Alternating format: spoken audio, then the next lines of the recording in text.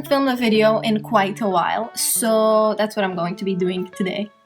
A lot of you have been asking me, mainly in comments, how exactly dyeing works. You wanted to know what developer is, or what dye is, or how it works and everything. And to be honest, I don't know. Not true. I don't know the chemistry of it. I don't know what dye is. I don't know how it's made up. But I do know how the process kind of works. And today I'm going to be teaching that and also applying them practicing them in real life, because today I'm going to be dyeing another set of VP extensions, VP fashion extensions. I love extensions. Did you notice? I really love extensions. So I got another set of platinum extensions from VP Fashion. And this time it's in their very cool box because it makes this sound. And although it says over here that this is human hair extensions, the extensions inside are actually from their newest collection, which is half human hair and half biological, molecular, chemistrical something hair, which means it's half as human as my other extensions. The idea behind it is that this is a cheaper alternative for someone who isn't willing to pay $100 and over for extensions. So this, I checked, retails for $60, and this is what you would get. You could change the lengths and everything, but I'm gonna leave it as is. So today I'm going to be dyeing them to match my hair a bit more than they already kind of do. Actually, I'm probably going to dye them the exact same color I have over here, but it's mostly to show you how it actually works. What is hair dye? So you usually would find hair dye in something that comes in a box like this, and hair dye on its own does nothing to your hair. If you could put it on your hands, on your hair, on your face, it wouldn't stain. Why? Because in this case it is just a paste and it has not been activated. You activate it when you add developer to it. So this is developer. As you can see, this one says 30 volume. I have here an even messier one that says 20 volume, and then there are 40 volume, 10 volume, 6 volume. There is a large range of developers. What are they? This thing is mainly made up of hydrogen peroxide, which is some people would call developer. Instead of developer, they would call it peroxide. In fact, there is written peroxide on it, and it's called, in fact, cream developer peroxide. Why? Because it contains hydrogen peroxide. Now, what developer would you use to which certain dyes? So you could add any developer mostly to most dyes, but the way developer work is the higher the developer, i.e. from 10 going up to 40, the lighter the color would be. So basically you use a higher developer, the lighter you want the hair to be.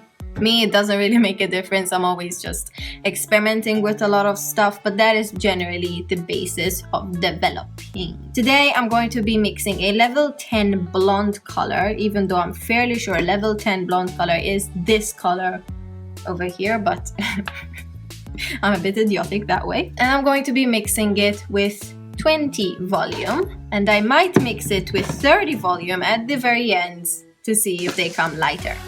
Oh yes, let's do that. I want to try that now. Perfect, that's what I'm going to do. I'm going to be mixing the top half of it with 20 volume and the bottom part of it with 30. I hope I answered most of your questions. If you have any more, please feel free to leave them down below. I will do my best to answer to the extent of my knowledge, because I actually don't study hairdressing. I never studied hairdressing, so this is everything that I've gathered from salon experience and the internet. Perfect, let's start dyeing.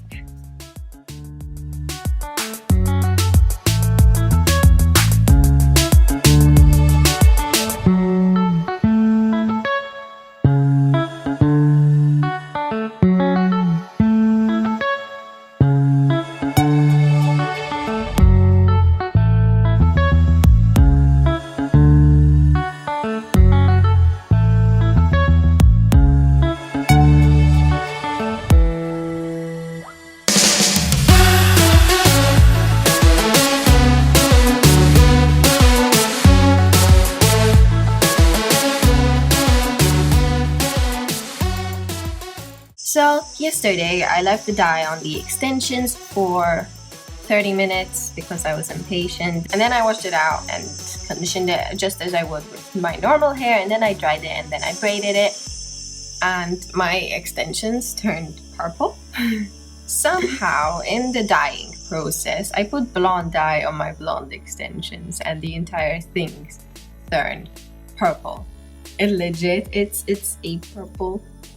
Well, I'm not sure how it's picking up on camera, but in real life it has a very, very purple tinge, and I have no idea where the hell that came from, since I added no purple whatsoever. In fact, my dye was simply a 10.0, which means it has no other pigment in it other than the natural blonde. So I am really confused as to how it came this blonde lavender color. Regardless, I really am digging this color, so I want to put them on. Okay, so my camera decided to stop filming midway, so I apologize, but I already managed to put in the extensions into my hair and put my hair up into a half bun because I wanted to see just how well they could blend in. The answer is they don't really blend in, clearly. So most probably I'm going to be using these for braids and as such, because they do give length and they do have a nice color. So it would be perfect for braiding and whatnot. My thoughts about these extensions, I don't really know why they didn't pick up color the way they were supposed to, since they are half human hair and half not. I suppose that has something to do with it. So if you are going to be getting extensions, I really do suggest you do a test first, like get a very small piece of extension and dye that first prior, just to see how the color reacts with the hair, because clearly this isn't the color that I was hoping for. Regardless, I kind of like it, and by kinda I mean I like it a lot. Anyway, if you do have any more questions regarding hair dyeing and what the process is and how to do everything, just leave it down below. I will be very happy to answer, and I hope that I could help as many of you as possible in this video.